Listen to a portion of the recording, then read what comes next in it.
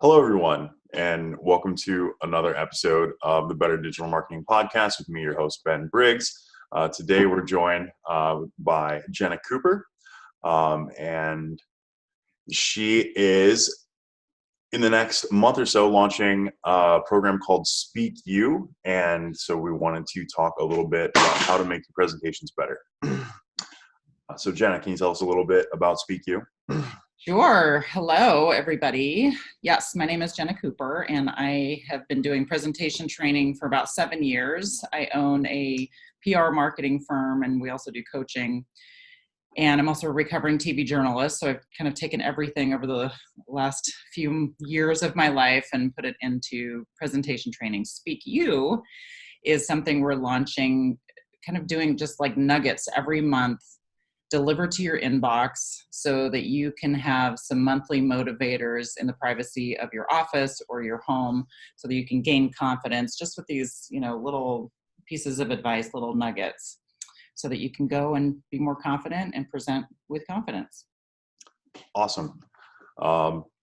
So when you're talking about Speak You and you're talking about presentations, like kind of how broad is the scope there? Is it more just about the presentation piece of the speaker dealing with their public speaking, or do you also dive into the supporting documents that somebody might use when they're giving a presentation? Yeah. A lot of times, we do basically whatever's needed. So, and sometimes we call it speaker coaching. Sometimes we call it presentation training. A lot of times people don't give a formal presentation. They just need some help and some confidence speaking. When it is more of a formal presentation, a lot of times we'll take a look at the deck, their slide deck, and that's a really interesting part of it. That can go a little bit down a rabbit hole, but it's definitely something that we can help with. I'm sure everybody has seen those presentations that have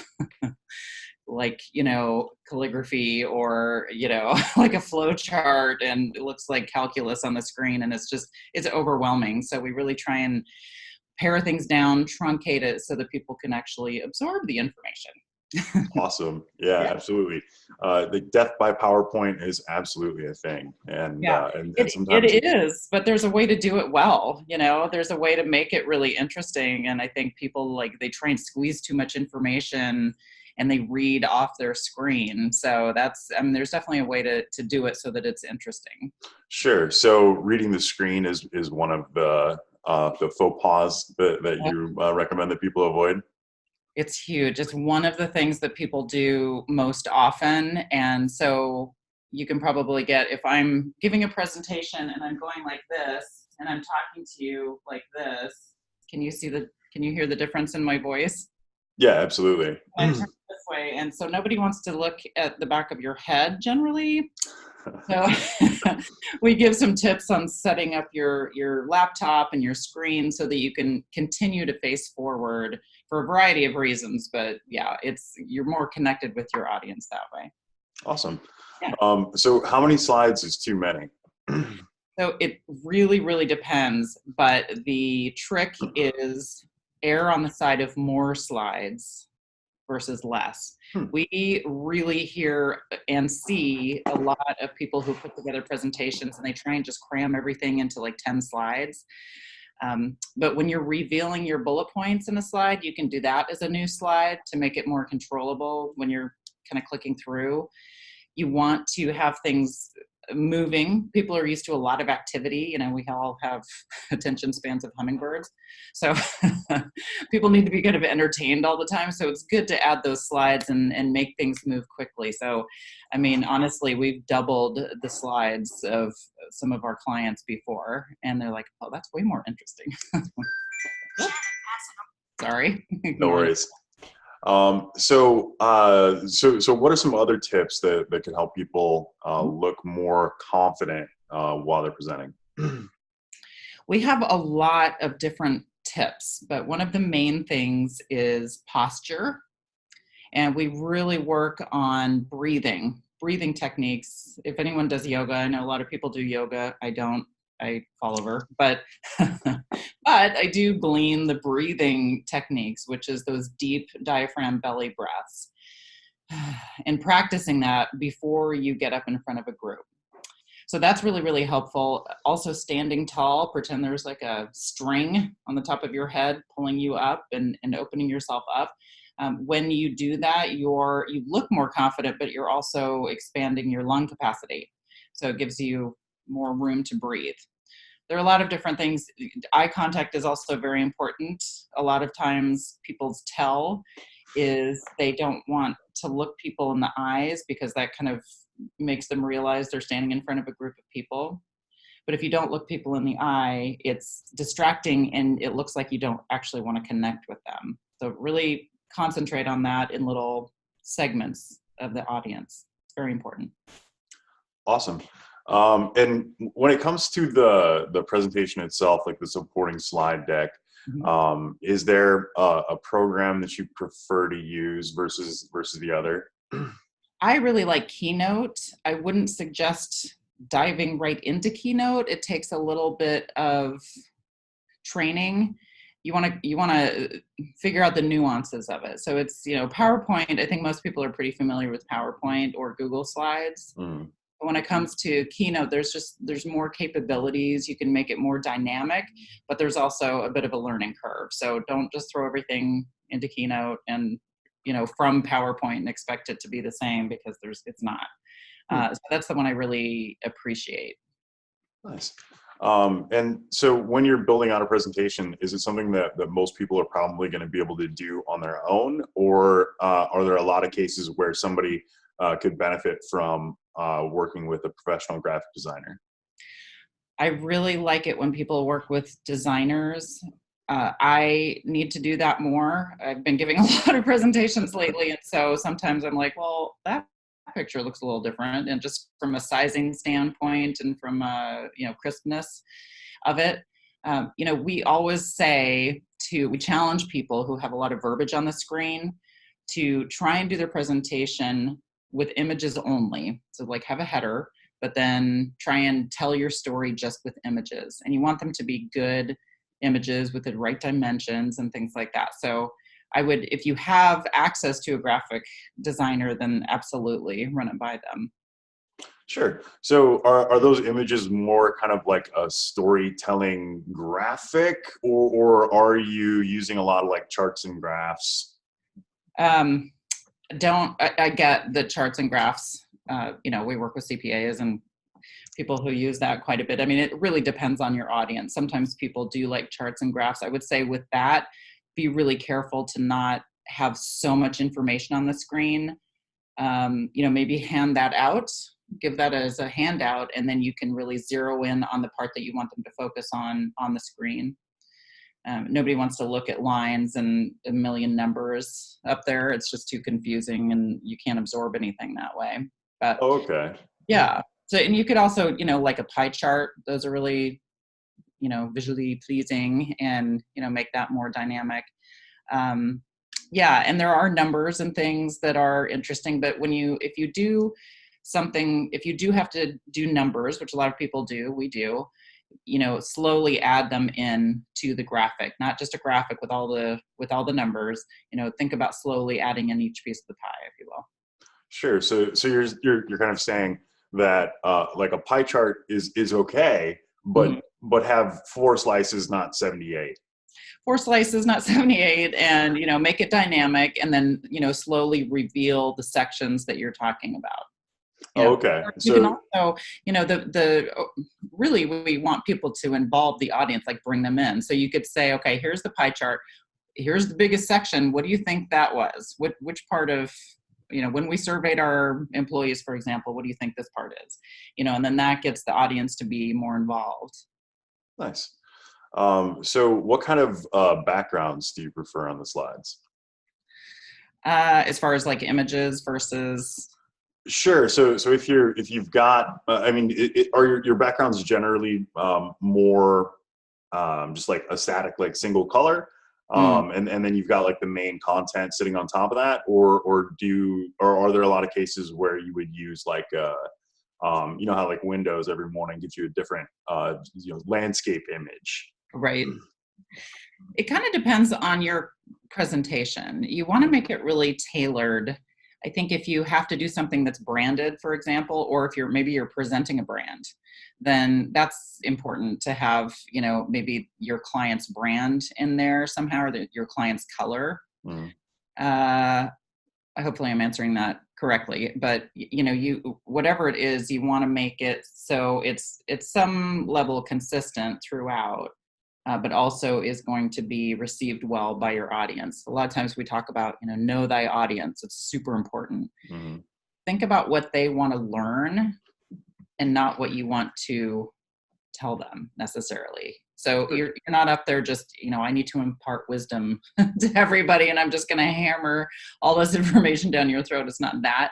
It's more like, what does my audience really need to glean from this? And how are they going to, what's going to work? What are the tactics that are going to work to help them absorb that? Sure. And are there fonts that work better, for if you're on stage and you have an audience further in the back? I know you said some like calligraphy. So you want to avoid those kinds. Yeah.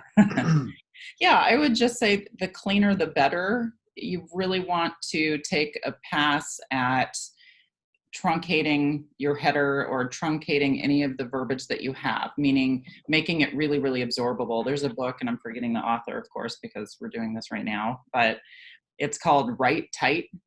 And as a former journalist, we had to take everything, like these massive topics, and like boil them down. And so you want to use as little verbiage as possible. And you want to, especially when you're doing a presentation, make it really clean. Mm. So how did you get interested in presenting initially? So again, with my background, that's something I do feel comfortable connecting with people. I've also been a spokesperson for a couple of major companies and have done many presentations. And I realized, I just started thinking about how so many presentations, the ones that I've seen as well, people just don't really get involved in it, or they're just trying to get through it. A friend of mine, she's like, Jenna, I know I gave a presentation. The reason I know I gave a presentation is because someone took a picture of me. Otherwise, I would have had no idea. She had kind of an out-of-body experience. She's like, I was on the ceiling, and then I sat down, and I was like, what happened? So, and that made me really sad, because there's so many ways to do a presentation and so much good information out there that our clients have and people have. And we want to make sure that when they're up there, they're actually enjoying it. Mm-hmm. I love it. Like, I love getting up in front of people, but I also prepare. And so, you want to make sure that, it is a conversation, not a performance. So sure. I don't know. I mean, it's nice to see. And when we train people, when we're on site with a client, for a few days, we send them home with homework. We have them come back and do it a second time. And when we see the difference between their first one and their second one, it's magical. I mean, they own it, and they have fun, Nice. Yeah. So what's the best experience that you ever had with giving a presentation? Giving a presentation? Yeah. That's a really good question. I just spoke at a conference recently in San Diego. It's much warmer than it is now while we're recording this. And it was so great because I had about 75 people who are all professional communicators and who are all, highly intelligent people. This was something that they couldn't kind of get over. And there a lot of times it's an experience they've had in the past that has made them fearful or trepidatious about even getting up in front of a group. It was so awesome. We had, again, 75 people in this huge room, and I met every single person when they walked in the room. I was like, hey, I'm Jenna. How are you doing? Oh, you're from Indiana? Excellent. So is she. You might want to sit together. So it's just, getting connected with your audience, especially an audience of that size. And then guess what? You have friends in the audience from the start. Then you're making it that conversation. And we had it was fun. We went really long with the questions and kind of went over our time slot. But then throughout the rest of the conference, it was great because I had people coming up to me just like, what do you do with this and that? And I'm like, oh, I have something for you. Here's a tip, which we do actually for my company. We send out little speaker tips every month on our, generally on our C3 newsletter. Awesome. Yeah. Nice. So you said you're launching Speak You next month. Can you tell us a little bit more about how people will kind of keep up with what's happening there and how they can get involved if they're looking for some help improving their presentation skills? Yeah, absolutely. So they can email me. They can email the company. So it's hello@c3-collective.com. And we'll be sending out a newsletter. We'll be sending out monthly newsletters for C3, but we'll also be sending out those monthly motivators starting in December. So that's, just these little nuggets every month. And then we're also going to be, with that same mailing list, we'll send out some information about the webinars that we'll be having next month, or I'm sorry, next year, 2020. 2020 is the year. So it'll, any questions that they have, and I would love to hear from people as far as what they want to hear. Like if they have a concern or need help with something, then yeah, absolutely. Let's spend some time on that. Awesome. So people can go to c3-collective.com and sign up for the newsletter right now. Yep, absolutely. And then if they're interested in the monthly motivators, we can send that out. We'll send that on the same list. And then if they just want the monthly motivators, they can sign up for that as well. Awesome. Sounds good. Well, thanks a lot for joining me today. And I hope that we help people get some simple tips about how to kind of improve their presentations. I mean, presentations maybe aren't the absolute core of the Better Digital Marketing podcast, but presentations can definitely be a part of of your mix of what you're doing. Yep. Just like you're talking about, kind of bringing people in for a webinar. So, like I said, thanks a lot for joining us, Jenna Cooper of C3 Collective. Okay. Yep. Awesome. Thanks so much, Ben. Have a good one. Thank you. All righty. Thanks, everybody. And I hope this helps you do your digital marketing better.